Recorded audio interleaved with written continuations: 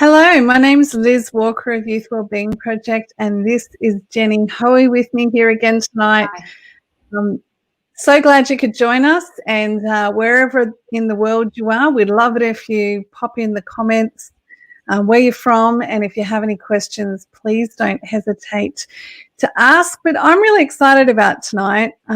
It's been a big journey to get to this point for both Jenny and I.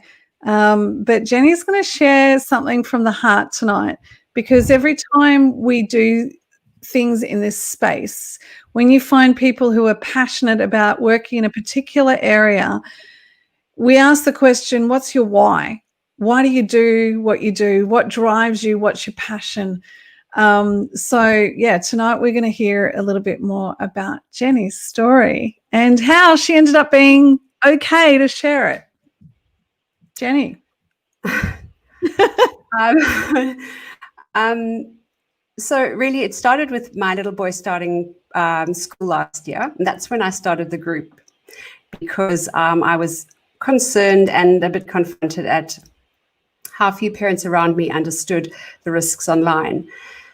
But there is a story, there is a reason why I chose to start it, why I was concerned, and I guess it took a while to be able to come forward. A good friend at about the same time last year, Caroline Ellen, knew that I was struggling a little bit with the situation, and she said to me, why don't you write a story? And I did that, sent it to her, and she said, can I publish it? And I said yes, and it got shared. And the long and the short of it is, when my daughter was 9, she was on a game. Now, I thought I knew everything. I'm not a perfect parent. We had an iMac in the kitchen, and so we could pretty much see what was going on. I had restrictions on it, no multiplayer gaming, nothing. The game was a child's game, something like Club Penguin. She enjoyed playing that in the kitchen, but, well, I'll get to the but later. She started to change. I noticed her becoming very listless, giving up the things she really enjoyed. She loved gymnastics. She loved making slime. She gave everything up. She started eating a lot less, and she became very withdrawn. And it's all in the story, but I remember one night she went for a walk with her stepdad and me and said to me, do you have any dreams? And we looked at her and we said, yeah, what exactly do you mean? And she said, dreams for the future. And I said, well, I think so, yes. And she said, well, I have none. And that was a little bit of a red flag, but we didn't think much of it. At the same time, her separation anxiety was skyrocketing, to the point she wouldn't let me go to the supermarket unless she was with me. And when I say wouldn't let me, she was hysterical. And then I got a call from the school one day, and they said, you need to come immediately. I guess I had my sixth sense going, and I phoned the pediatrician and said, we need to come straight there once I've gone to the school. And they said they couldn't calm her down. She was really, really hysterical. And she was saying that everyone in the world has a red heart, but hers was blue and cold. So red, warm heart, blue, cold. Took her to the pediatrician, and he said he was very concerned about her well-being and referred us to a psychologist. And he said, if in a month she's no better, I am going to want to put her on a small amount of medication, simply because that may just enable her to engage with psychology, with a psychologist. She didn't engage with the psychologist he sent us to, and she got worse, and he did start her on some medication. And I knew of another psychologist who works closely with my husband, and I took her there. Took about 6 months, medication ceased, but she did not continue with all of the things she'd enjoyed. Fast forward 2 years, last year of primary school, and sex education was going to be introduced. And she was absolutely adamant that she did not want to do that particular course. And then one night she called me into the room, and she couldn't talk. She was hysterically crying, and she scribbled on a piece of paper, sex video game. And, you know, as a parent, I just have to say, your heart sinks to the ground. I remained composed, and I comforted her. She was shocked that I was comforting her. And she then said how scared she'd been for 2 years. She'd been told that every weekend she would be arrested. She could be arrested. Now, she had gone on the game a couple of times, and she'd pulled out, thank goodness. But the fear that was left with her took 2 years of her life. And I think once she told me, she felt on some level able to, I guess, let go of it a little bit. I called the police the next day. They asked if she wanted to make a statement. I said that she wouldn't be able to. But I really was calling to find out if they had a list of children's games which were risky, where predators were known to hang out. And they said to me, all of the games. And they gave me a message to say to my daughter, and that was simply, you are completely innocent. A couple of days later, I did say that to her. She looked terrified that I'd called the police, and she said, oh, they're going to come and get me. And I said, absolutely not. And I told her what they had said, and she started to settle down. She's given me permission to share the story. But when I wrote the story a year ago, I said to her, I'm writing this story. Let me know if you'd like to read it. And she didn't want to. But a few weeks later, she came and said, can I have the story to read? And I said, yes. And a few weeks after that, she said, can I share it with a friend of mine? And that began the healing process for both of us. Wow. But that doesn't ever leave you as a parent. I had thought I was doing all the right things. She told me that did not happen in my home. And I became acutely aware of the fact that unless more and more and more parents are on the same page, our child can go to a friend's house and can get into trouble. Now, I should say this is not a story that would make the headlines at all. I mean, it was a minor incident if you consider it from the point of view of adults.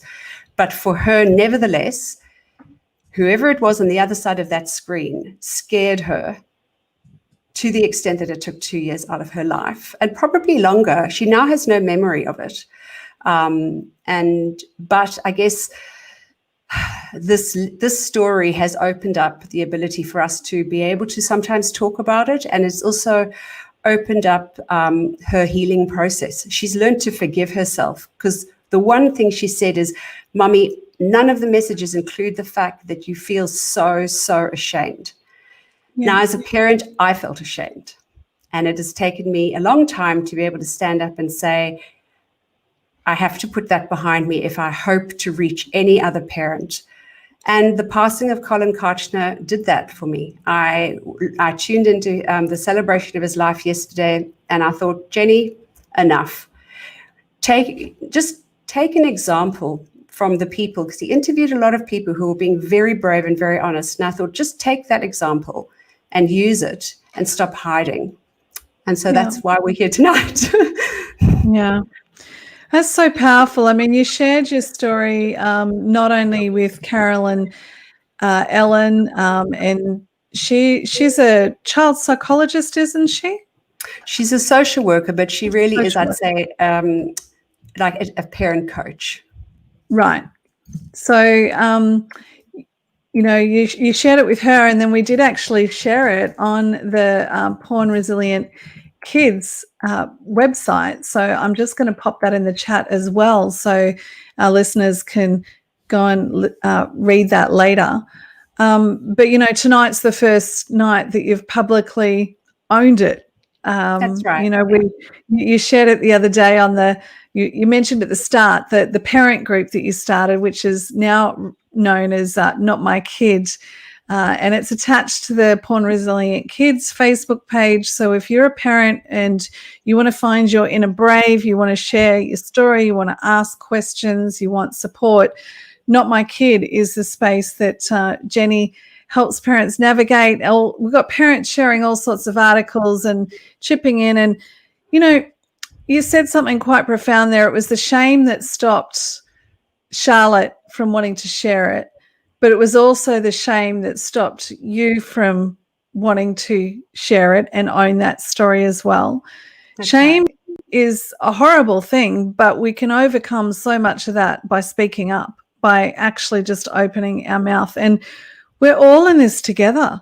This is just such a tough gig, parenting kids through this minefield. That's right. And I think a few weeks ago, or a month or so ago, she even came to me and said, "Are you sure it wasn't just another child?" And we spoke about that. But I think that the thing we should be aware of is that these people are incredibly cunning. They do this all the time. They know exactly how to get into our little children's brains. And for that is one of the reasons why I stand firm on my message, and I won't budge from it. My little boy will not be on games.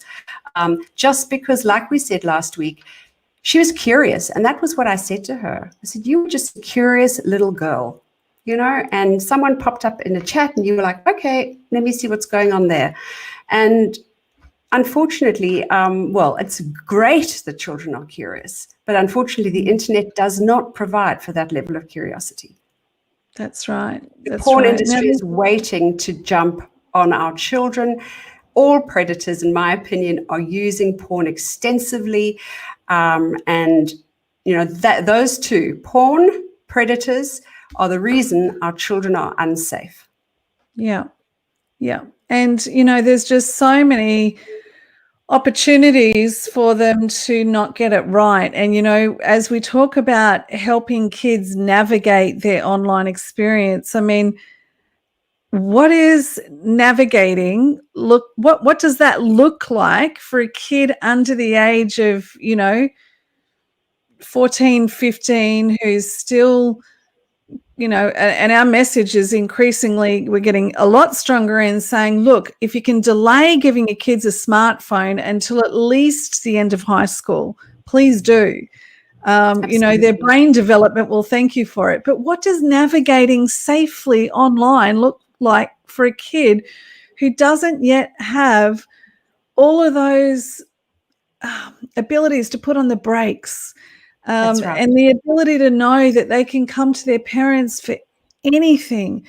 And I think your daughter said something profound recently that you shared with me that, Mummy, please tell other kids or other parents to let their kids know that they can come to them even when they make a mistake, because it's not if. Exactly. The kids, of course, they're going to make a mistake. And that's the thing that's haunted me. I went over and over in my head. Did I make that clear to her? Did I make that clear to her? And I may not have. That's the truth. Someone did make a comment to me last year in that regard, who I had confided in, and I felt shattered internally. I thought, my goodness, did I not make that message crystal clear? But now I do. I do to my little boy. I do to her as well. And I say, there's no problem. There's nothing you can do that I can't help you navigate through. And, when we look at that word navigate, I'm really urging parents and mistakes. They'll make mistakes and they'll learn from them. What does that mistake look like to you? What do you mean by that mistake? Because I would do anything to undo this mistake. Yeah. Yeah. And my biggest hope is that you said that Charlotte's forgiven herself. My biggest hope is that you would forgive yourself as a parent. We've all made major stuff ups as parents, all of us. And, I think the thing that's got me through, knowing I made some profound mistakes, particularly giving our kids a device at the age of 13. Our youngest got her device well before 13, because of course she was the youngest, and why can't I?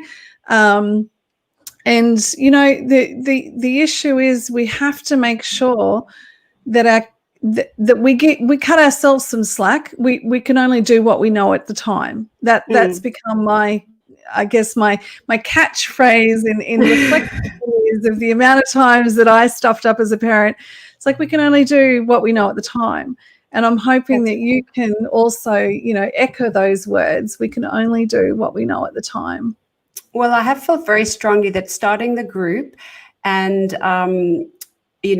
sharing articles and going to see cyber experts and educators talk, I have been concerned that maybe some parents look at me and think, oh, you're just trying to be the perfect parent. And I'm here to say I am so far from that. You know, that's my daughter's story. I stuffed up with my son. He's now 18. I've worked through so much with my older two that I do feel, in a way, in fact, both of them sadly have said to me, if we hadn't gone through what we went through, we wouldn't be who we are today. And that is hard to hear as a parent. But I guess, forgive myself. I'm trying to do that. But I think being in this space, being honest, saying, do you know what? This can be your kid. You cannot ever think, not my kid. Ever. Yeah, that's right. Because the internet is a portal to the world which has incredible wonders, but intense risks. That's right. Exactly. You know, and I just want to bring up, mention Holly Ann Martin here. She's watching tonight, which is great. She's commenting in the chat, and she said, kids need to be told nothing you will ever tell me will stop me loving you 1,000,000 times. And they need to feel safe in that even when they do make mistakes, that they can tell you anything. But, you know, we said last week, and we'll keep on reaffirming it again and again, we need to be we need to rethink what we're doing with kids and screens. The ages that we're giving kids access, particularly to smartphones, because the more portable a device is, the harder it is to monitor. That's right. And for young kids, iPads. I know a lot of parents give their kids iPads and while they're making dinner. And unless you've got, and I don't know how secure you can have it, apart from the fact that my son doesn't know about airplane mode yet, and it goes on to airplane mode. And he's got 4 things he's allowed to do on it when we're actually traveling. He doesn't get to do it at all at home. Maybe the odd bit of origami with me there. I am vigilant. I'm not prepared to let him become another victim. I'm not. I know some parents would describe this as being a helicopter parent. No, I've been there. I've watched my daughter disappear from me and then slowly come back. Predators will really frighten your child. Sometimes they will know how loved they are. Charlotte used to whisper to me and say, oh, can I live with you forever? She knew how much I loved her. But this person terrified her. And that is really something difficult to digest. Yeah. And so you said it earlier on, you know, porn and predators, they're the big 2 things. I was chatting with Holly Ann Martin from Safe for Kids earlier on this week, and she was telling me that a counsellor had reached out to her and I'm not sure if it was an 8-year-old girl or a 10-year-old girl who was seeing this counsellor because she couldn't sleep, and the counsellor couldn't get to the bottom of why she wasn't sleeping. And Holly Ann, in her wisdom, said, have you asked the child if she's seen naked pictures or naked movies? And that was exactly what had happened. This little girl was unable to sleep because every time she closed her eyes, all she could think of was those images. And she couldn't get to sleep. It was stressing her out day and night. So, you know, our kids, if they stumble across content, they need to know that they can come and talk about it, because we've already said, you know, talking about these things can lift shame right off. That's right. Can take all that shame away. And, you know, the thing that I'm seeing more and more is vulnerability is so powerful.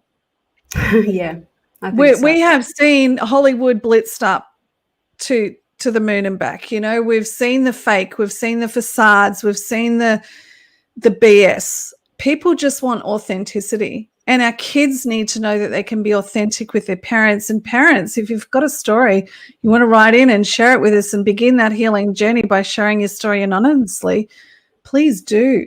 We have to have these conversations, and we have to lift the shame off it, and we have to rethink technology. And we have to forgive ourselves, as you just said, because we won't get it right always, because until every parent, and I really mean every parent, is on the same book, our children will be vulnerable as soon as they leave the home. And that's the one thing in my story that was highlighted for me. I really thought I had it okay. No, I really thought I had it sorted. So when I went to her room that night, my heart just dropped to the ground. And I just, of course, you feel a huge amount of anger towards how this happened. But in that moment, my advice is, if your child does come to you, the one thing she was taken aback by was my empathetic response. I just held her and said, you're a little girl, you're curious. You've done nothing wrong. And I remember her just looking at me and going, aren't you upset? And I said, I'm upset you went through this, but I'm not upset with you at all. And I just think that it's hard as a parent. You want to go, what? I can't believe this happened to you. But you just have I've to done remain that. calm. I've done that. You ask my kids. I did not have an empathetic response on a couple of occasions to a couple of things that blew my mind. So well done, you. Well, with my oldest son, there were one or two occasions where I was the same. I was like, how can you do this? But you learn from your mistakes. And, you know, I think that my son being in year one, the parents, you know, of the children in his class have a perfect opportunity to protect their children, really. When he tells me about this little one who's on Fortnite,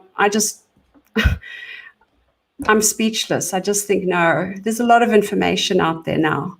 A lot of people working so hard in this space. So, and look, you know, I'm still astounded at you know, when I hear stories of kids who are like 6, 7, 8 years old playing Grand Theft Auto on TikTok. My head just explodes and my heart aches, because I know that they're not going to get through that without encountering some stuff that is really going to shape the way that they think about the world. that's And, you right. know, as parents, we're responsible for helping them, you know, digest the information around them and process that in a way that, you know, helps them think critically about things and helps them become resilient. But when they're on these games and they have no adult there to talk them through and help them process that stuff, it's going to show through in attitudes and behaviors, because they're so malleable. They're little sponges. Exactly. And I mean, her psychologist didn't come to the bottom of it. The one thing I also noticed was when it did come out, and I mentioned it to one or two people in this in the mental health area, because that's where my husband works. I didn't get the kind of response I thought I would get. There actually needs to be this education when you're training. We need educators, psychologists, everybody to be trained up in this area, because it's a huge black hole at the moment. And I've said to my husband, you know, we're getting so many calls for teenagers, and I've said to him, you have to find a way of working out and asking them these questions, because I'm fairly certain a lot of the time that's what's behind it, like you've just said about Holly Ann's story with you. Yeah. We've got to be asking the right questions. And I've got a couple of opportunities coming up this month where I get to speak to decision makers, people in child safety. And, you know, I will be pressing this message home really, really clearly. We're not asking enough questions. We're not, as professionals, we're you know, there are some professionals who are like, you know, not picking up and not joining the dots as to how technology puts our kids at risk, and therefore clear messages aren't getting out to parents. And we want them to have fun. We want them to grow up carefree. But when we heap the cares of the world on them through technology, we're going to end up with a different outcome. And it's going to be a big fight. I was in a toy shop because my little boy just turned 7, and I was walking through the toy shop because we're very big on Lego in our house. And I noticed Nerf guns, age 6+ with Fortnite on it, you know, and I noticed all the games that have little pictures of, you know, you can access this on your iPad or your phone. I left the shop. I just thought, wow, that's all. It's hard for parents. I get it. Yeah. There are all these industries. Yeah, and it's one thing for a kid to have a Nerf gun, but then when it's attached to a platform that, you know, at That's 7, right. you're not prepared for him to go on to, Fortnite. Good on No, you. You're a parent that's taking a stand. Other parents will buy that Nerf gun and go, oh, yeah, that can't be that bad, without actually exactly. realizing what goes on in the chat rooms and the messages that happens and how to set the safety settings really, really tight. And, there's all of those, and of course there's going to be parents listening that go, well, I'm hearing all this and I'm still going to do what I'm going to do with my kid. That's totally your choice. But our message has to stay clear. We really encourage you to delay. And I'm just going to share the screen with you before we go, just on what I shared last week, which is our kids and screens. We've put together an infographic just to remind parents the types of things that they need to consider. So what's the type of device? Because obviously a TV and a fixed computer or a laptop or even gaming is a little bit easier to monitor than an iPad and an iPhone, particularly on gaming, for instance. If it's not a multiplayer, if it's only playing with known people and it's shut down from, people chatting, it can be a lot safer than if it's just open. But we also need to consider the age that kids are developmentally able to process harmful content, navigate and seek help, regulate use, respect boundaries, ask questions, and apply critical thinking skills. And, if you're giving your kid a device and you haven't yet spoken to them about sex, porn will teach them not what sex is, because porn and sex are not the same, but that's what kids think. Consider how balanced the time is, the connection, the context. Is it relational, educational, or inspiring personal interests, or is it normalizing or promoting harmful messages? Be critical of the recommended age of 13, because that's not related to anything other than data laws. That's not what psychologists recommend. So go to Common Sense Media if you'd like to check out the app and what they say. But usually if an app says 13, Common Sense Media is saying more like 16. So really take that on board. And the capacity, because we always get parents say, what age is my child ready to have a smartphone or open internet access? And our approach is to put those questions back on you. At what age are you ready for your child to access extreme theme porn, or navigate hypersexualized images, sexting and image-based abuse, or deal with cyberbullying, grooming, violence, and content they don't yet have developmental capacity to manage?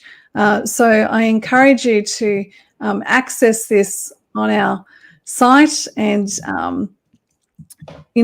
make the most of that guide, because a lot of thought has gone into that based on what we know about the research, what we know about the risks. And if we want our kids to be digitally resilient, we have to give them an opportunity to learn some really good boundaries and develop some critical thinking skills before we launch them out into the world, because otherwise the world will be their teacher, and it's not a very good teacher. I think that's crucial. I'm not anti-screens. I'm not anti the internet, like I've said repeatedly, but I do believe that with the brain being the last organ of the body to develop, which is in their mid-20s, what we know of the fact that the frontal lobes really drive impulse control, we really need to reconsider this whole navigating thing. So my son will be allowed to be on the internet with supervision by me, but I can tell you right now, there'll be no access to iPads or smartphones for many, many years. Well done. And, I hope that your story inspires many parents to rethink, to be strong, to learn how to confidently say the word no, because, we don't want to be the parent that goes, well, not my kid. My kid hasn't seen that stuff. We want to be the parent that goes, no, not my kid. My kid is not going to be manipulated by porn, by predators, by the tech industry. Not my kid. I'm going to be vigilant. So on that note, I just want to thank you, Jenny, for sharing your story, for being brave. I know that you would have inspired a lot of people, and thank you. That's a pleasure. It's in celebration of Colln Kartchner. His message was our message, and I'll always be grateful for that. Thank you so much. And we will see you all next week. If you have something you want us to chat about and hone in on, please let us know, and make sure that you visit Porn Resilient Kids and get a hold of Jenny's blog and the Kids and Screens guidance, and have a wonderful week. Good night. If you're concerned about children and young people's safety and well-being related to porn harms, find answers with Youth Wellbeing Project. Families searching for answers will benefit from our children's books, blogs, Facebook community, and other resources. The IQ programs provide classroom curriculum to equip educators for the task of supporting kids and teens to author their own future, instead of leaving it up to the porn industry to be their educator. Whether you need face-to-face or online professional training and student presentations, classroom curriculum or resources for families to deal with the fallout of porn, our team are here and educating for tricky conversations.